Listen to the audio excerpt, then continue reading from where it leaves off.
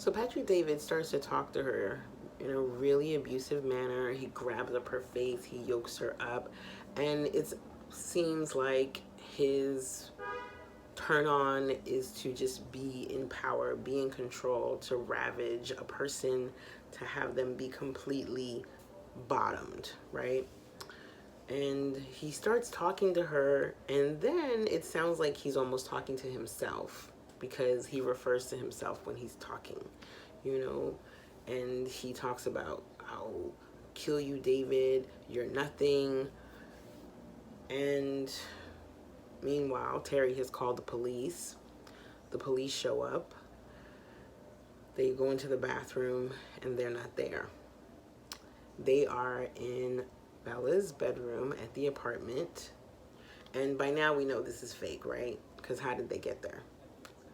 Bella is sitting on the bed. David Patrick is sitting on the bed.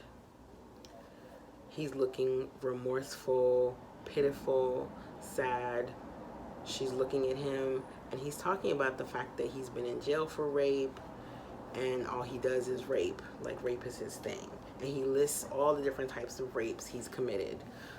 Spousal rape, date rape, corrective rape. I'm like, the fuck? Damn, David. And he's like, you know, I'm never really allowed in people's homes, and I'm definitely not allowed to sit on their beds. You know, it only really works when people are afraid of me, or when people are disgusted by me. You know, if you're not afraid of me and you're not disgusted by me, you're not threatened by me, then like, what does that make me? Like, what type of person does that make me? So he's like having some type of, his own type of existential crisis, because Bella, even though he sexually assaulted her, she's showing him kindness, she's showing him patience, she's showing him empathy. Like I said, I'm not that evolved.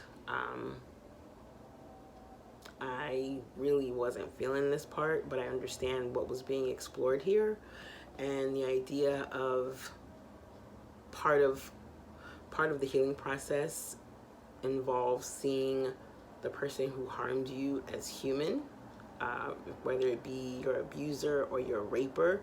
There is something to that idea, and I understand it in theory, but I still struggle with it in practice. So the police show up and they take David away. She starts crying.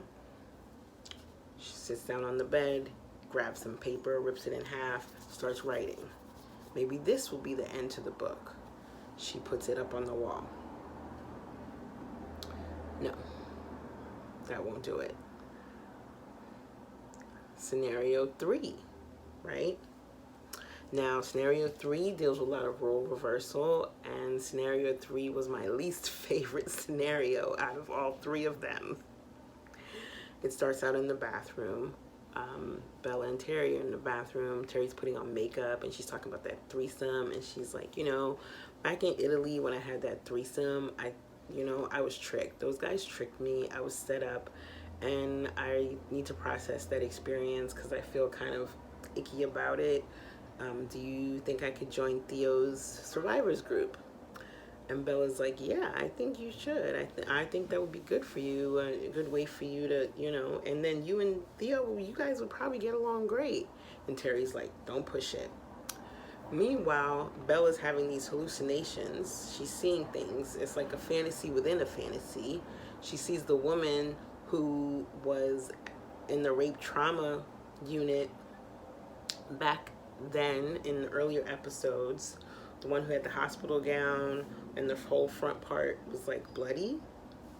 She sees her in the stall sitting there. She's having that flashback of that victim and victim slash survivor in that moment in time. In the next stall, she's seeing little baby Terry, little baby Bella, little baby Theo talking in the stall, joking, laughing with each other. They were never really friends. So that was interesting, right? Her and Terry walk out of the bathroom holding hands. They're the only ones in the bar. David Patrick is at the bar. Tariq is sitting down in his usual spot. Terry goes over to him, just like she did in scenarios 1 and 2. She goes over to him. But this time, instead of her dancing on him, grinding on him, using her body to distract him, using her femininity to keep him engaged while antics are going on, in this third scenario, he's dancing for her while she watches. In this third scenario, David Patrick is no longer the creep, the predator, the abuser. In this scenario, he's quiet, he's shy, he's sweet, he's humble. Bella buys him a drink and pushes up on him. Flirts with him, is seductive. They end up going back into that infamous bathroom stall, and making out, going at it. This time, there's no drugs involved, there's no coercion, it's consensual, and they're enjoying each other. And I'm disgusted. Disgusted. So, next scene, they're in Arabella's bedroom. Both of them are naked. There's that same type of light that was used when Bella was with Biagio in her mind. It's that same type of like soft, ethereal, beautiful light. So they've been enjoying each other's bodies all night, because now we're heading into dawn. They start touching, they start sexing. First he's on top, and then Bella's on top, doing him from the back. So maybe symbolizing a sense of control of the situation, dominating the situation, having a moment of pleasure, a moment of peace, a moment of power with this person who caused you harm, with this person who attacked you, with this person who violated your being. You know, having a moment and trying to turn it over in your mind and turn it into something where you were the one who made what happened happen. What happened happen. You get me? So that was scenario 3, and like I said, it was my least favorite scenario, but it does represent a type of control, right? A type of position of power. You know, Arabella being in charge. We know that when Kwame was raped, there was a sense of that other person taking control of his body. So there's something about being on top of a person and like entering them from behind that puts the person on top in a position of power, and maybe that's what was being explored in scenario 3. Either way, yeah. So we have these 3 scenarios, and each time it turns out that Bella is actually in the garden with Ben. The garden in the backyard with Ben while he's tending to his plant. There's some type of bird. If I knew how to recognize like birds, I would love to know what type of bird that was, like that bird song. I'd love to be able to recognize it. But either way, there's a type of bird, and Ben is working on his plant, and each time Ben asks her, you want to do your bar watching thing tonight? And each time she says, yes, you want to come? And each time he says, no, you know I don't go out. So there is something about that scene with Ben that's the moment when she's like thinking about her book and thinking, how am I going to end this book? This moment with Ben, what's going to happen after this moment with Ben where he checks in with me and asks me if I'm going to the bar? What would be the best thing for me? What is it that I want by going to the bar, right? I'm stumbling over my words. What is it that I want by going to the bar? What is it that I want to happen every time I go to the bar? Why am I there? How is it serving me? What is it doing for me to be so fixated on this moment and this person? What does it mean? How is it affecting my life? If I see him again, how will I handle it? Will I kill him by accident or on purpose with my slightly angry friend from high school? Or will I try to get him arrested and then feeling bad about it because it turns out that he is possibly a victim of rape or a victim of abuse himself, and that's why he is the way he is? Or will I take control of the entire situation and not let him drug me at all? Will I bring him home, fuck his brains out, and then send him on his way? Which one? You know, these are different scenarios, right? Because even after she fucks him that morning, he says to her, I'm not going to leave unless you want me to. And she says, go. And he leaves, almost as if he's hypnotized, you know. She's in complete control. She commands him to leave. And when he leaves, the dead body under the bed leaves, and the dead body is carrying the sonogram bloody bag. So I read an interview with Michaela Cole where she talks about how basically she just didn't want this moment to define her. Like, she didn't want her trauma to be all that defined her and all that guided her actions. She didn't want it to be something that controlled the way she moved in the world. So she had to let it go. She had to release it. And I understand that. I understand that because that is another phase of the process. When you have a moment that is really painful and really harmful, you do get fixated on it, and it can get to the point where it controls and how you move in the world and how you relate to people and how you respond to people and what type of friends you make, what type of lovers you have. You know, that one moment can just like determine the trajectory of your whole life if you let it. And I think what she was saying through these different scenarios is that there is no perfect way for the story to end. There's no sense of justice that can come from what happened to her. You know, what happened to her is something that happened to her, and it's not going to go away. There's no erasing it.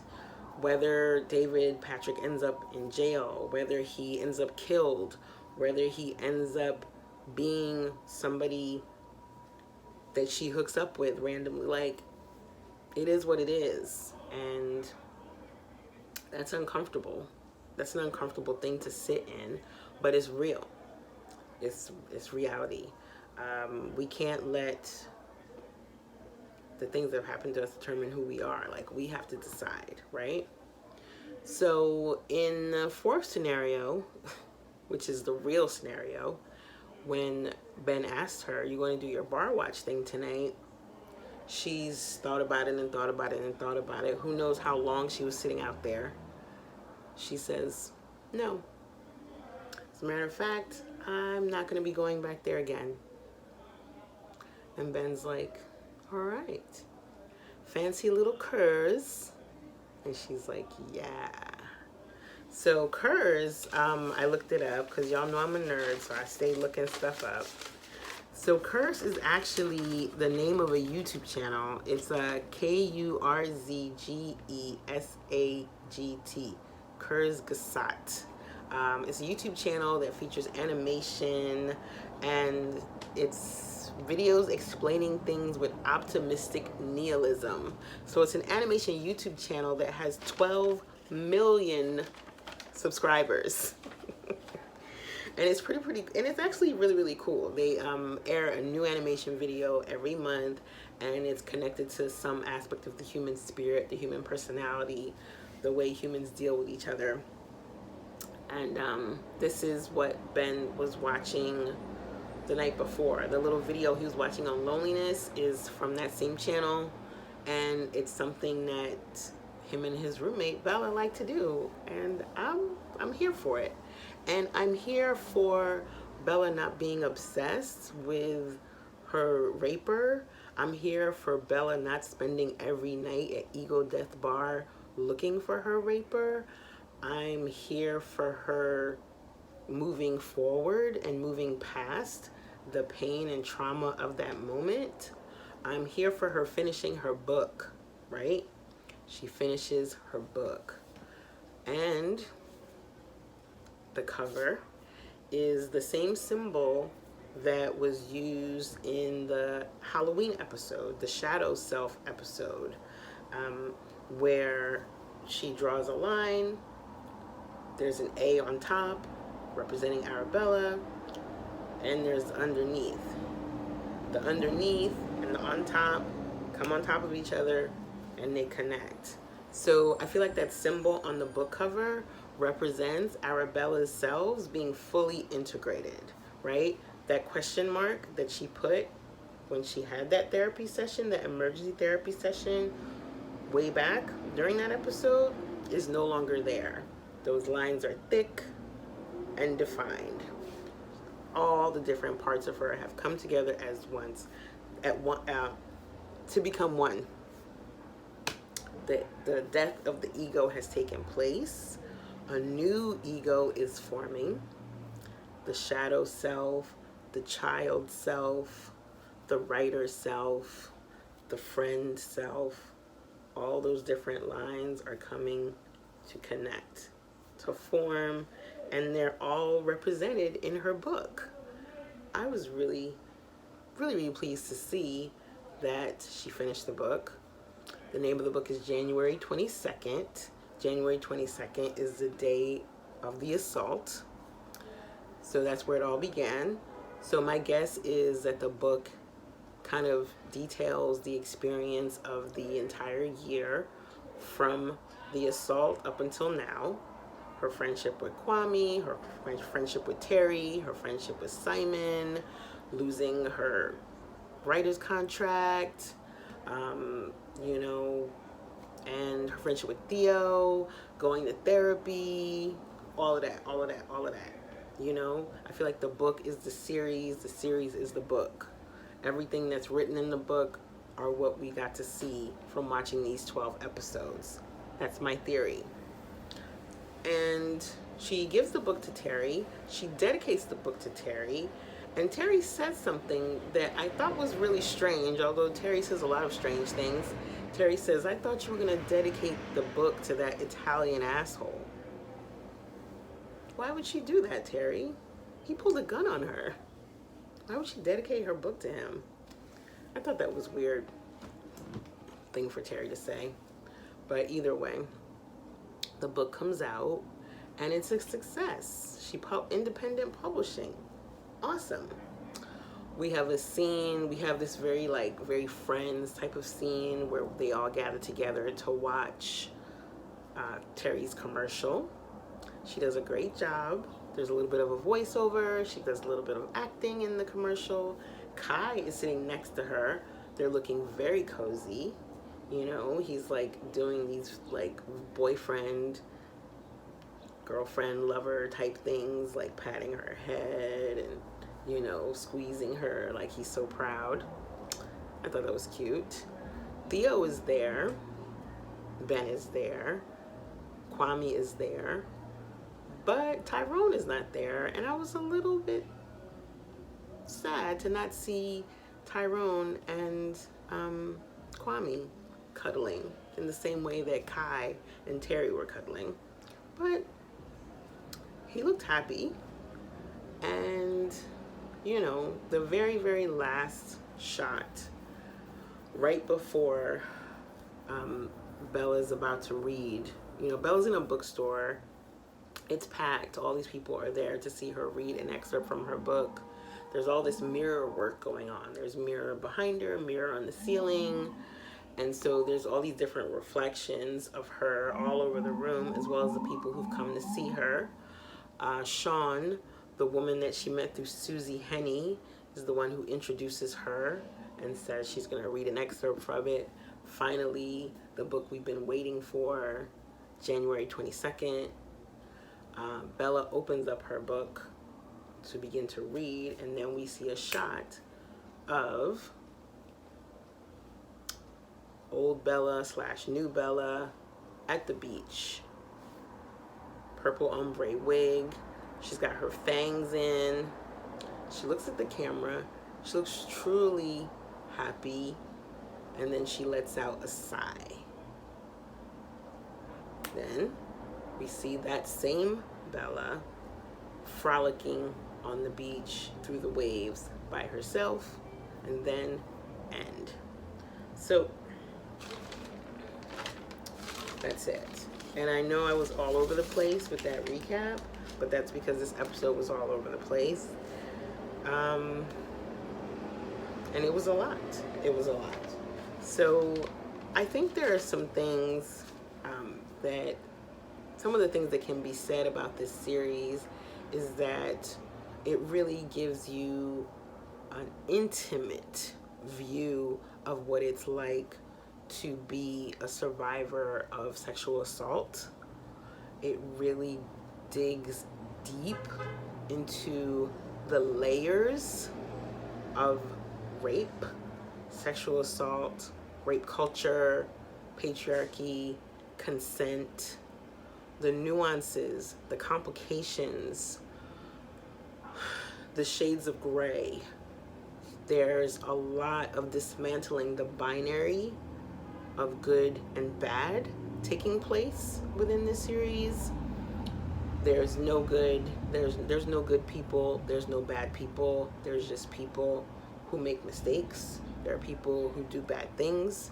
There are people who are hurt, damaged, broken, victimized, people who take advantage, people who use, people who are weak, afraid, insecure, scared.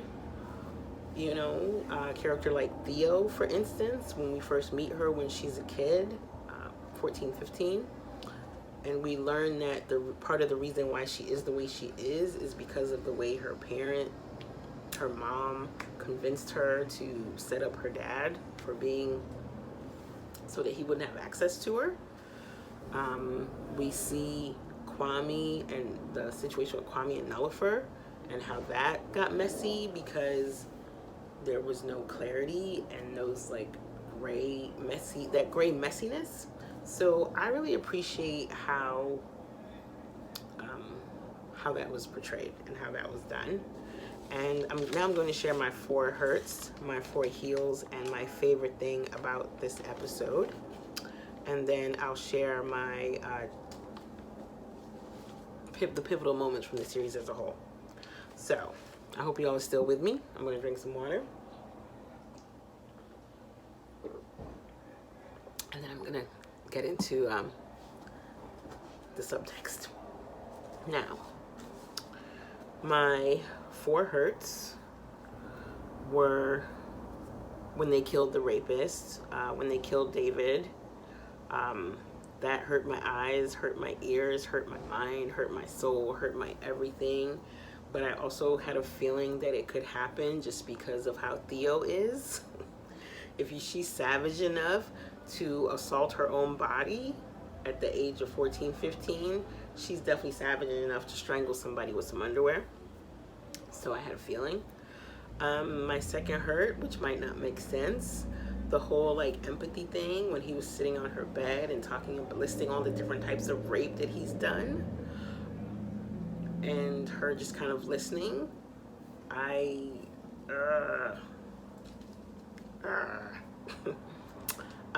My third hurt, her when they had sex, like the sex that she had with him, it was like so sensual and so beautiful and so poetic and so softly lit and so loving. Ooh, that made me queasy. So that hurt my feelings. My fourth hurt, which is not a major hurt, is that there was not enough Kwame in this episode, considering it was the last episode, and I feel like he's a major player. I would have liked to see, excuse me, a little bit more with him, although I know this is not his story, this is Bella's story, and whatever, but I would have liked to see just a little more Kwame in this episode. And then my four heels. Heel number one, she finished that book and it's a success, and she published it by herself independently. Go Arabella Esiedu, you did that. My second heel, the smile and the sigh at the end. I feel like the smile and the sigh at the end, it was giving me like Aishu energy. It was giving me like this imp, kind of fairy, kind of playful, kind of trickster type energy, like, you know, that little piece of her that was in her way before all of this bullshit took place. That little piece of her is still there, that sprite, that, you know, kind of slightly reckless, party, fun girl, you know, playful, like spontaneous, impetuous part of who she is still there and is still out there frolicking on the beach. That part of her still exists. So that was heel number two, the sigh and the smile and the frolic. Heel number three, Terry and Kai are still together. I thought that was cute. There's a lot of Terry hate out there. I personally don't hate Terry. I think that she is codependent and insecure and kind of weak, kind of naive, but I also think she means well. I think she really does love Bella. I think her concern is genuine, and I think that, yeah, I don't think she's the bad guy in this story, as some people out there are painting her out to be. And heel number four, Terry's commercial. Terry got a gig, and she rocked it. Go Terry, you rocked it. All right, I hope there's much more in store for you.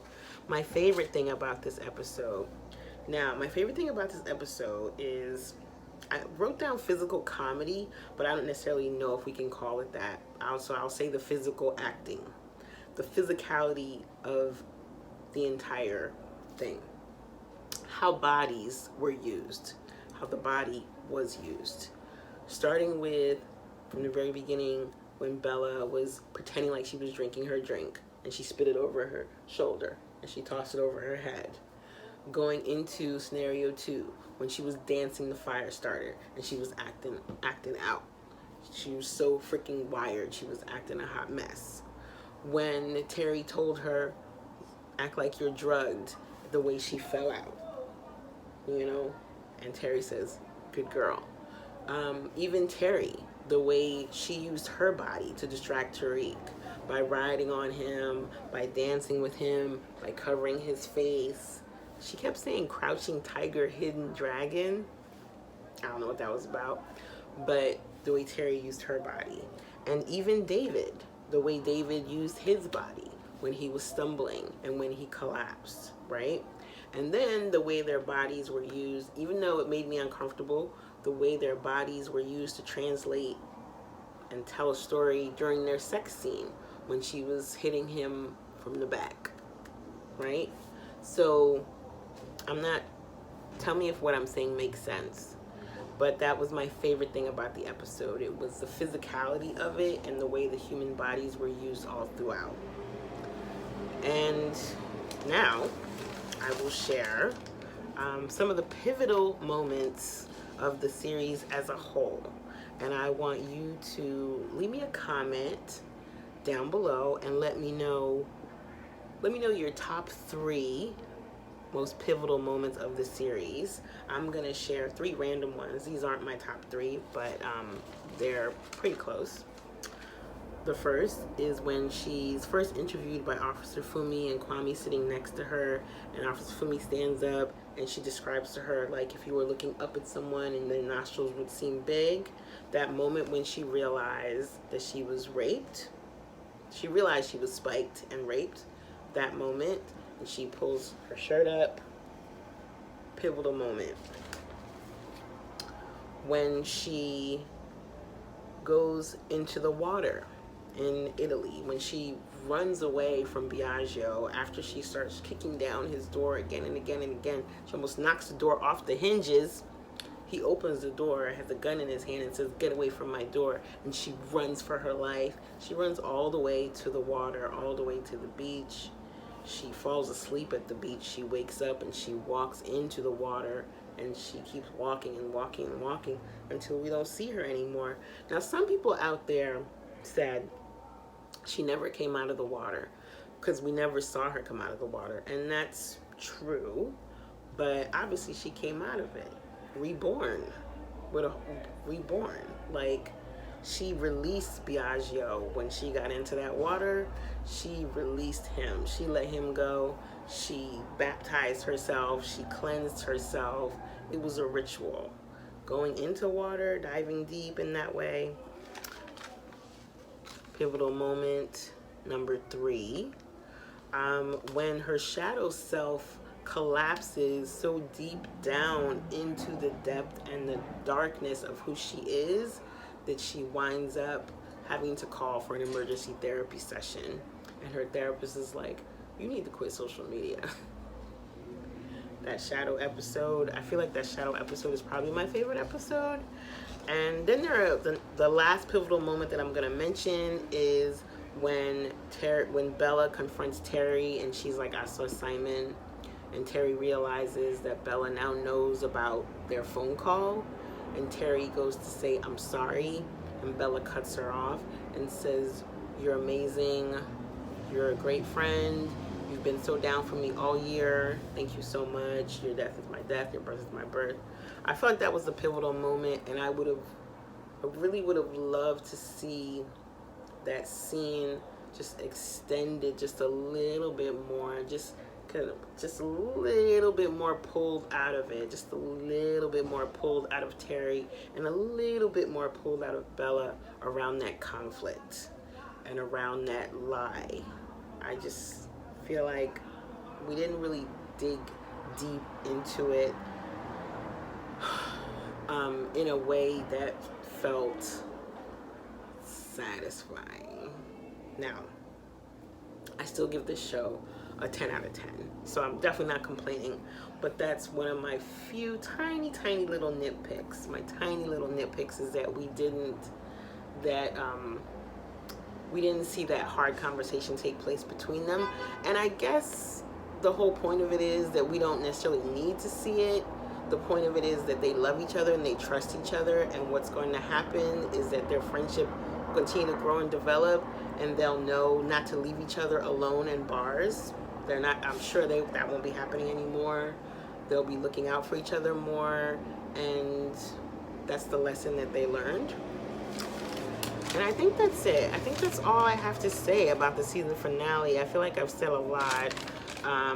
There's some different elements that I really enjoyed, like the fact that the loud bird was what kicked off each scenario. I enjoyed the peek into restorative justice. That's something that fascinates me and that I'm working on leaning into. Yeah, I think that's it. I enjoyed the concept of the ego death. I have a lot of notes here. This is the second time I've done this recording. The first one was trash, so that's why I'm doing it again. And yeah. So I guess the lesson here is let's not be fixated on our past. Let's not let the trauma and the abuse that happens to us define us and control our trajectory. Let's learn to heal. Let's learn to forgive. Let's learn to humanize ourselves. Let's process our pain in a way that feels good for us. Let's not use social media as a crutch. Let's go to therapy. Let's spend time with friends and practice real self-care. Let's finish what we start and hold ourselves to our agreement. Let's be truthful. Let's be honest. Let's be creative. Let's be colorful. Let's be loud. Let's be bold. Let's be vulnerable. Let's be fearless in our expression. That's the lesson. I think. What do you think is the lesson? All right, that's enough. I'll see y'all for the next video. Thanks for riding with me. Please leave a comment below. Please like and subscribe. Thank you to my patrons. And I'll see y'all for the next one. All right, bye.